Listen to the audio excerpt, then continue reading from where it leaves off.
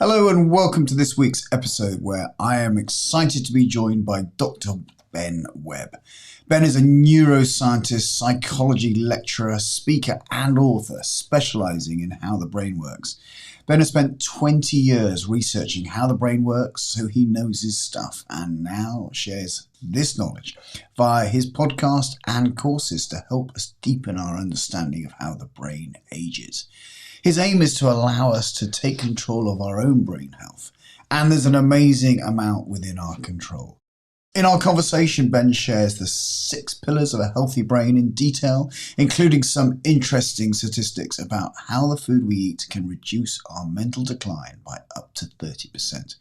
It's similar when it comes to the impact exercise can have, as well as how we manage stress, the critical role of good sleep, and how to build up cognitive reserves. I've chatted with many guests about what we can do physically to stay healthy into later life, but much less about what we can do to keep our brains healthy. This is a really rich conversation with so much insight. So without further ado, I hope you enjoy my conversation with Dr. Ben Webb and pick up some tips for a healthy brain. Welcome to the Retirement Cafe podcast, Dr. Ben Webb. Oh, thank you so much for having me, Dustin. I'm really glad to be here. Yeah, well, I've been really looking forward to chatting with you. For those who don't know you, let the audience know who you are and what you do. So I'm a neuroscientist by training, kind of worked in scientific research for the best part of 20 years, studying how the brain works largely, and largely focusing on particularly the way the sort of brain changes in response to experience. That was sort of the focus of my research for many years. But I decided a couple of years ago now, to take some of that knowledge and try and bring it out into the wider world and try and help people, particularly people in midlife, who it's a kind of point in life where we often come to various junctures that where your brain health in particular and your brain are very important. So I've tried to take that knowledge out to the sort of masses, so to speak, and try and help people with understanding their brains, their brain health, and specifically helping people to prevent mental decline and understand mental decline and prevent dementia as they age. Yeah. Well, I can only imagine, I mean, I don't know every one of our audience personally, but I can imagine that, especially our clients that we deal with, that, that it is a concern. Obviously, their health as they get older is a concern to themselves. And, not obviously they can, I think people think that they can do quite a lot about their physical capabilities, We've had a lot of experts talking about, how we keep strong and our muscle wastage as we get older, and we go for walks and those types of things, and obviously eating well, which I think we're going to cover today as well. But it's a underlying fear, I think, of cognitive decline. It's like it's quite frightening. People don't really want to talk about it. They only really start talking about it when they start talking about maybe what's happened to their parents or their relatives. Yeah. So this is a great topic for us to be hearing about. So what can we do to prevent the declining brains as we get older? Well, up until relatively recently, I guess, maybe 10, 15 years ago, I think science was showing there's not a lot that we can actually do. And unfortunately, there's been the sort of scientific world and the medical world moved in a particular direction in which it's kind of sadly ended up where we don't currently have, any medical interventions at all or drugs available or whatever that can actually help slow down or stop mental decline. But there was a movement, something that's, as I say, that's happened sort of 10, 15 years ago, which is part of the reason I left my original job to sort of take up, to explaining and getting this message out to people, is that there's a lot we can do now for our brain. So we call it our brain health. So essentially in the same way as our kind of physical health, ways in which we can improve the health, of our well-being. So it's a relatively new movement, relatively new sort of understanding. But so in terms of mental decline itself and things like dementia and more specifically Alzheimer's, which is the most common form of dementia, sadly, actually, most of us, nearly all of us, will actually have. This is a really scary thing to say, but will actually have the disease, the pathology inside our brain already. So we already have it inside our brains in midlife. So Wow. in our 30s and 40s, it's already there. It's part of a kind of comes out of a natural sort of biological process that we could discuss if we were interested in that. That's already there. That's not the issue. The issue is that that's there. The issue is whether, so that's the disease process, Alzheimer's itself, whether later in life that's going to manifest into symptoms, as you say, of cognitive decline and mental decline and memory loss.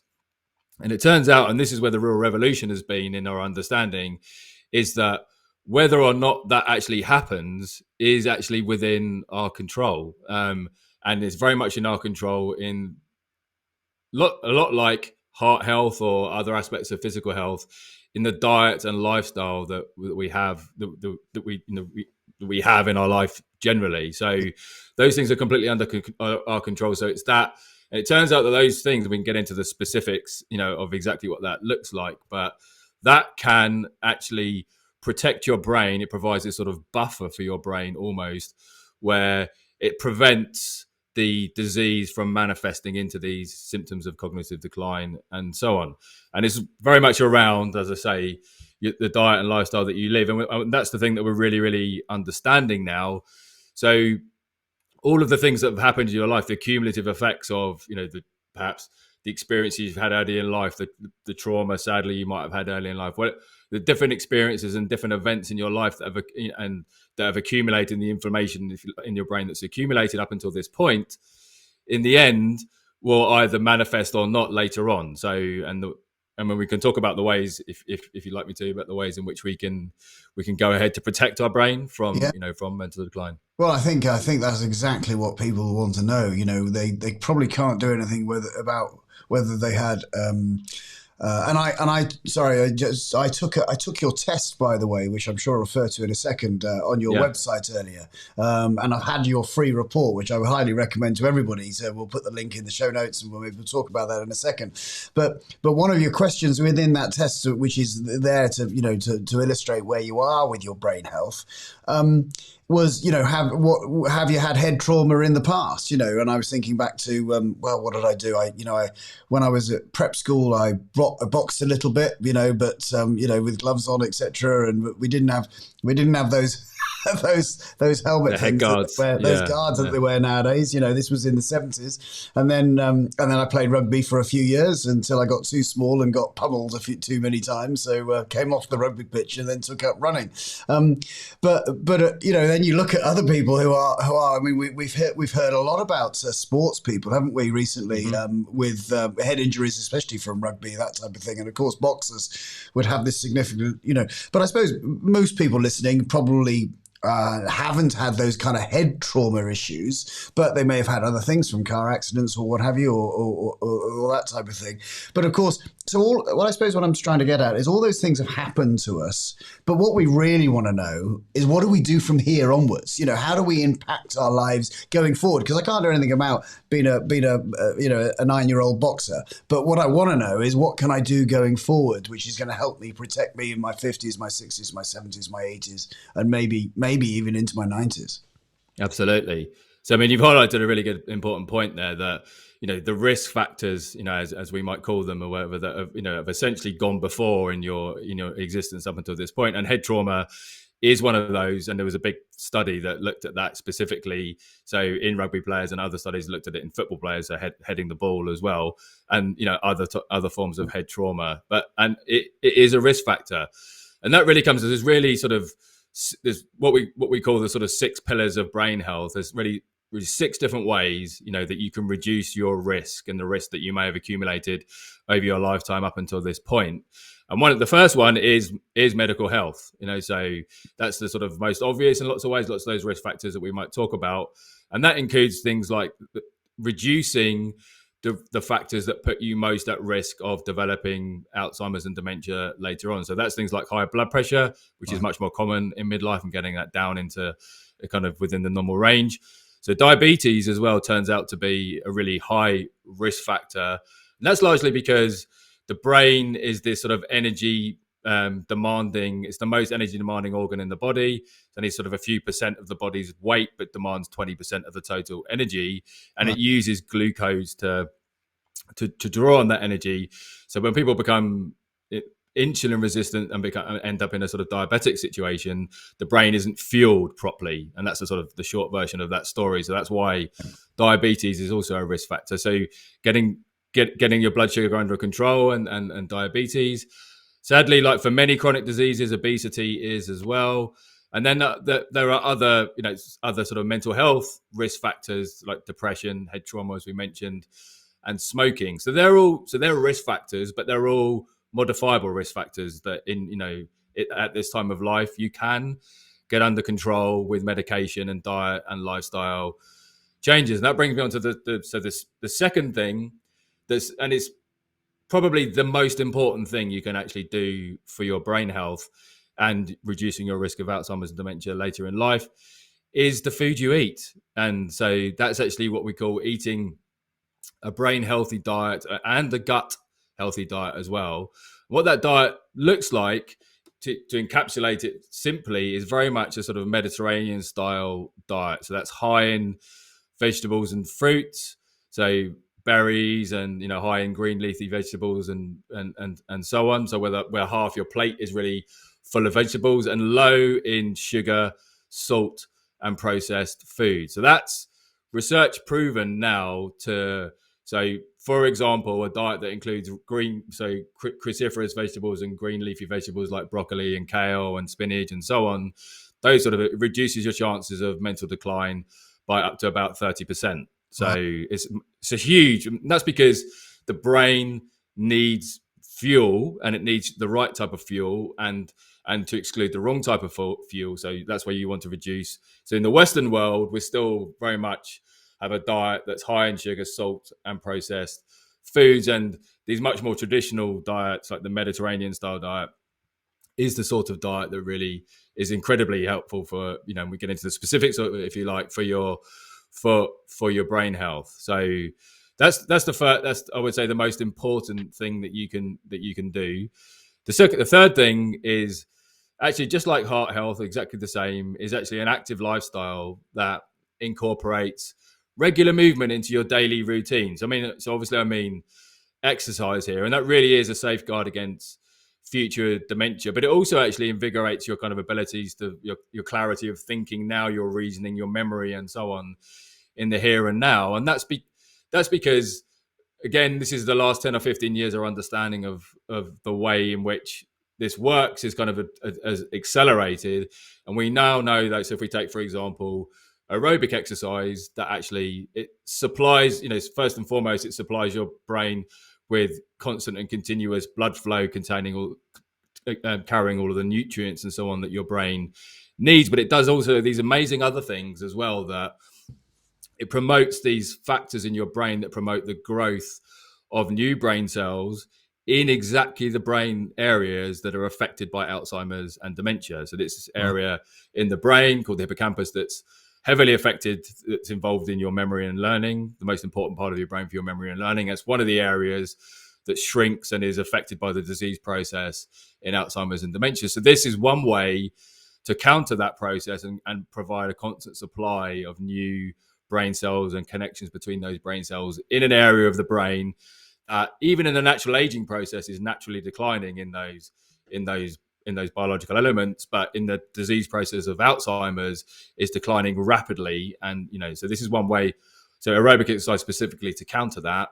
But aerobic exercise coupled with what we might call resistance training as well. So, weights training, any kind of training which involves any sort of resistance.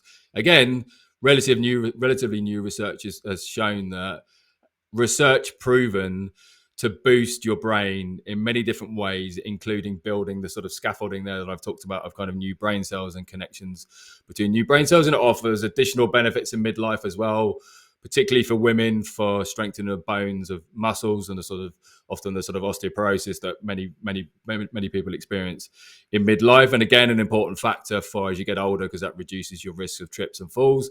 Also a big risk factor for head trauma and other contributory factors for Alzheimer's and dementia. So the most important thing to sort of say about exercise is that often when people think about exercise, and in general, it's often you're thinking about perhaps getting your body into a good physique, toning up your body and so on. That's the purpose of sort of exercising for your brain, or activities for your brain aren't really, I mean, that could be a secondary consequence, but that's not the purpose of them, are to supply these nutrients and so on, and these elements that your brain needs. So often a lot of the exercises aren't quite, and this is certainly true absolutely for women specifically, but aren't quite as intensive as you might imagine for some of the exercises you might do to get in body shape. So for example, vigorous walking for 20 to 30 minutes every day. There's a big research study that showed that reduces your chances of mental decline by 30%.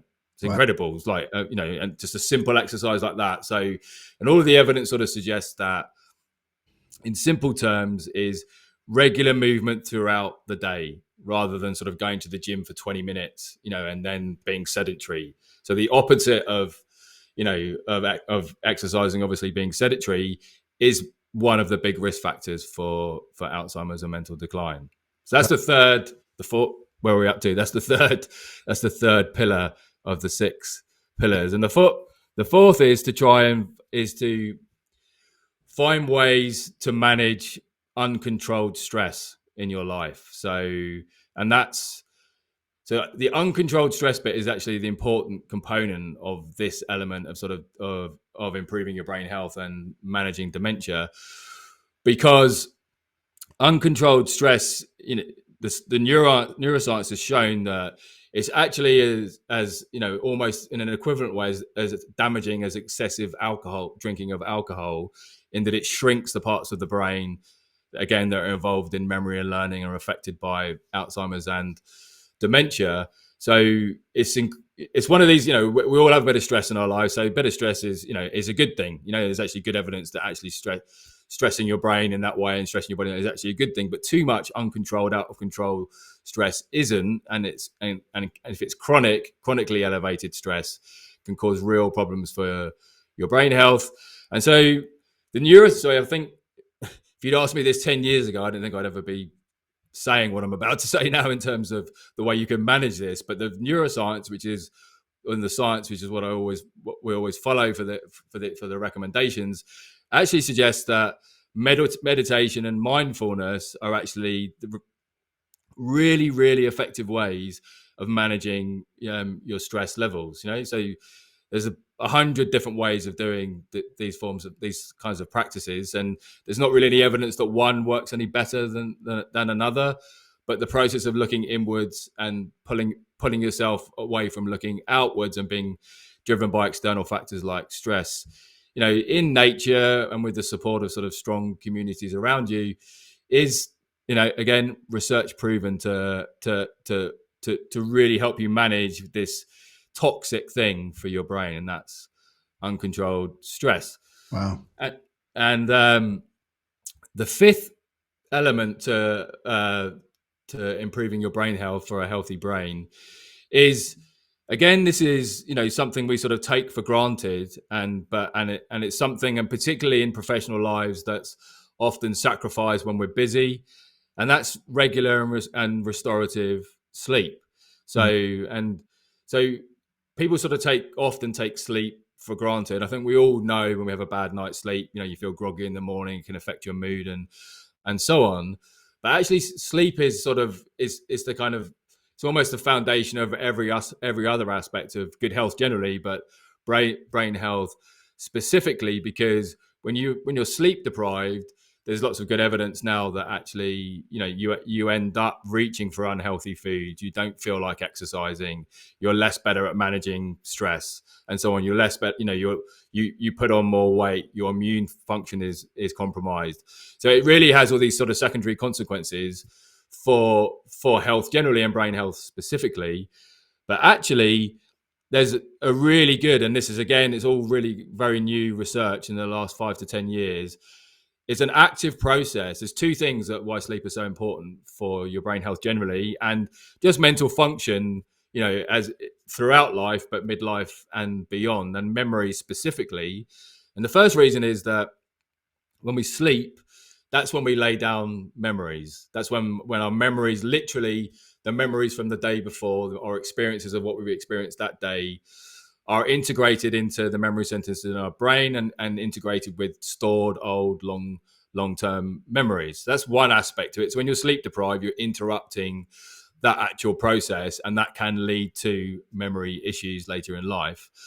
But so that's very important. And, and the brain is literally rewiring itself while you're sleeping. It's this active process that's going on. And your brain is actually more active in lots of ways than it is during the day while you sleep. And the other process which happens, which is incredibly important for managing and preventing mental decline and dementia, is we have this active process. This, you can think of it almost like a sort of like the deep cleaning team that go to work in your brain overnight, that are literally all of the metabolic rubbish that's built up in your brain from the processing that's happened that day is washed away overnight while you sleep. So by some very specific kind of by the sort of glymphatic system in your brain. And this, we really only just started to understand this process very recently. And this, why this is so important is it turns out that this deep cleaning team are washing away, amongst many other metabolic waste, the proteins, the toxic proteins that are associated and of very likely cause Alzheimer's disease, are being washed away. So when you don't get your full complement of 7 to 8 hours sleep every night, not just day by day, but week by week, year by year, perhaps decade by decade, those proteins are now accumulating inside your brain. And that's the thing that ends up leading to that's the disease process. That's the thing that ends up leading to Alzheimer's disease and then manifest as the symptoms. And there's really, really good evidence that those two things go together. So, and often, when you see the disease process in an Alzheimer's brain, there's sleep deprivation has been part of that story. And there's some, to give you some, there's a couple of sort of, we often, as I sort of alluded to, particularly in the kind of working world, sometimes we're sort of, where there's almost a badge of honor of, I only need 5 hours sleep, or I only need 3 hours sleep, this kind of thing. And there's a couple of really good examples of famous examples of two people who famously could only survive on 4 to 5 hours sleep a night. And that's Margaret Thatcher and Ronald Reagan. And sadly, they both ended up with Alzheimer's disease. So obviously that's just an association, but there's lots and lots of examples like that. So sleep is the fifth one. And the final pillar, the final element of a healthy brain is actually, I think, what people go to when they think of, I've got memory problems. This is what I need to do to try and improve my memory. I'm worried that I can't remember a word, or I can't quite place that person's face, or, and those sort of things that we often worry about in midlife. And that is actually doing complex activities that challenge and engage your brains. So the different parts of your brain's capacities. And that also includes meaningful social interactions in your life, because that is a complex activity. So in this, when I talk about this, that people often, as I just alluded to then, people often think of brain games, or memory games, or Sudoku, or crosswords, or puzzles, these sorts of things. And unfortunately, there's not actually that much scientific evidence that they do much for improving your memory and preventing mental decline, because largely they just work on a very kind of very, very specific and local areas of the brain. Yeah. And what we're trying to do here is activate diverse different parts of the brain. So the first thing to say is, if you've had if you're a lifelong learner, if you're someone who enjoys, that in itself is a huge kind of protection for the brain.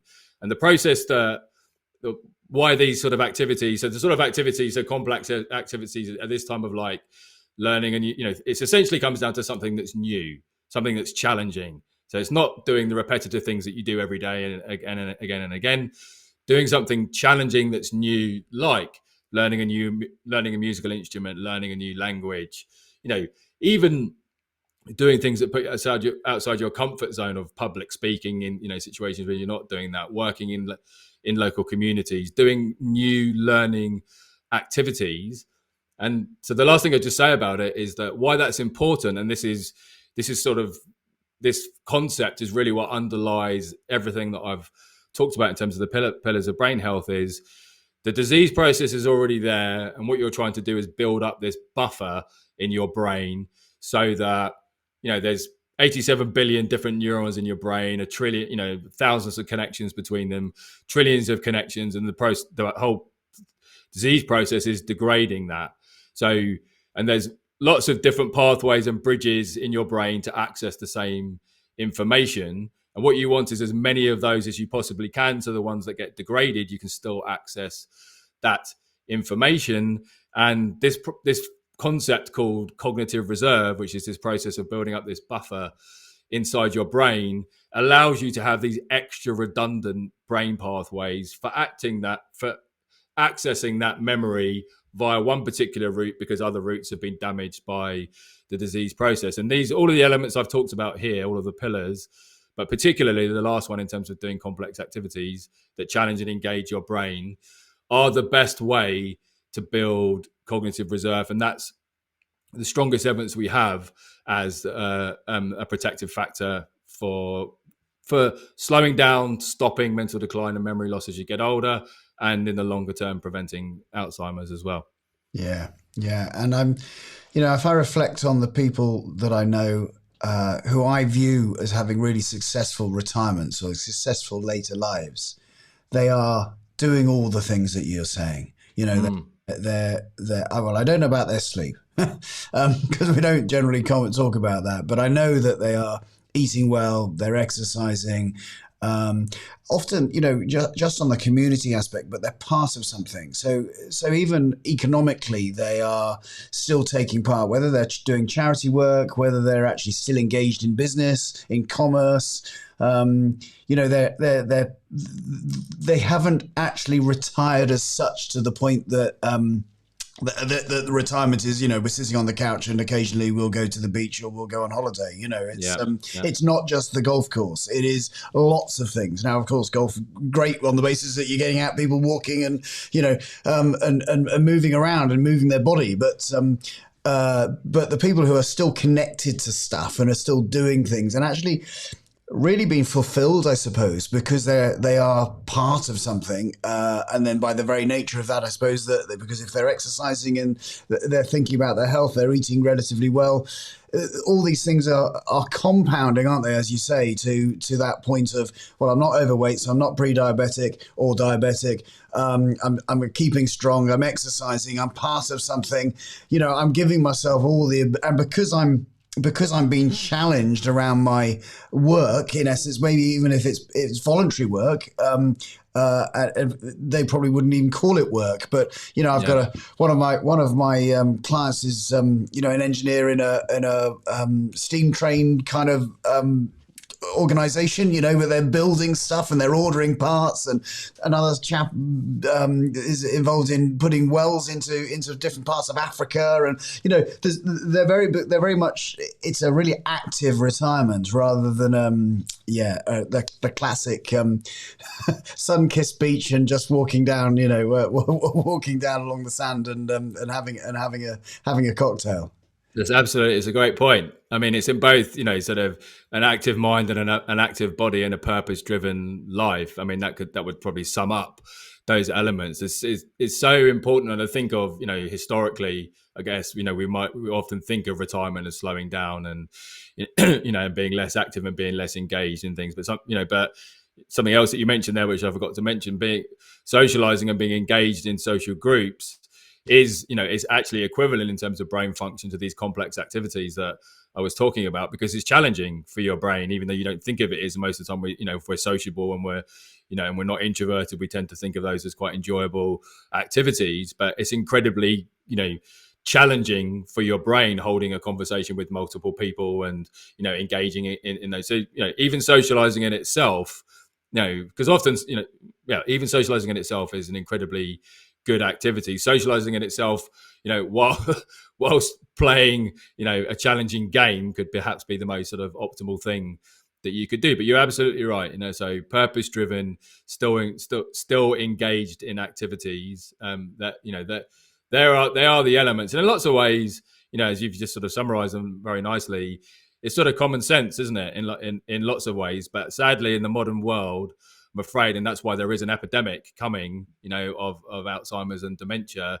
We're not living our life in that way, not just in retirement, but earlier in life as well, but certainly in retirement as well. Yeah. Yeah. Now, Ben, I know that you have a huge amount of resources available to people to come and take a look at. And as mentioned, that test I did earlier, and you do courses and consultancy and all the rest of it. Tell me all about that. What can people hook into and how can they access your knowledge? So we are sort of the way we engage with most of our audience is actually through a podcast and YouTube channel as well. So I do a weekly, like yourself, I do a weekly podcast on these issues. It's called Better Brain, Better You. And that's talking about everything brain health, but everything brain health related to kind of midlife in particular, so all the issues around, looking after your brain, but also other aspects of living in midlife as well. So we engage through our podcast, Better Brain, Better You. And we offer both courses and communities for people to sort of engage with our content, and that's courses that you can passively consume, so that you can buy video based courses as well, and also sort of courses and coaching programs as well, courses of consultancy in which you can be taught in a group situation as well, and with myself, and my collaborators in a kind of group consultancy situation. And I suppose the final thing that we do, we offer sort of one-to-one brain health consultancy as well, and that's often for people that are dealing with specific brain issues that need specific help that can't be addressed in a kind of more group situation. So our sort of flagship program, I guess, is, if you like, is where we have a dementia prevention program, which is a program that walks through these pillars and gives you step by step exactly what you need. It's a 12-week program, 3-month program that gives you exactly what you need to have all of these elements in your life to improve your brain health, and in the end to slow down cognitive decline and prevent dementia. And all of that's available at, I'm sure we'll link to them in the show notes, but at ologyonlinecourses.com. Brilliant. Well, absolutely, we'll link to that. And as I say, I suggest everyone goes and takes that test. We'll put a link into that as well. That was very insightful. I'm glad to know that I came out as quite low. Good. So hopefully I answered the questions accurately. So I'll hold on to that for the time being. But, it's been fascinating listening to you, Ben. And, this is a key concern for all of us, whatever state of it or age we are, as we progress forward. And even to the point of our loved ones who are maybe older than us, so that they have a successful, fulfilling later life and don't get and whatever they can do to prevent the ravages of dementia, as we go forward, is anything we can do to help anybody. Of course, that's a good thing. So thank you so much for your time, and really, really informative and kind of inspiring, really, how much we can do to help ourselves. So Dr. Ben Webb, thanks very much for your time. Thanks so much for having me on, Justin. It's been a pleasure. Thank you to Ben for taking the time to chat with me today about his great work into what keeps our brains healthy. Head over to the show notes on our website at theretirementcafe.co.uk for links to Ben's website, his podcast, YouTube channel, and all the other courses and resources he produces. As ever, I hope you've enjoyed this episode. If you have, please do leave us a review on your podcast player, as it really helps more people like you find us. You may know that I post all the episodes on my YouTube channel, which is Justin King MFP, for those who prefer to watch, so why not head there to subscribe so you never miss an episode. So until next time, I'm Justin King, helping you feel more informed in your retirement.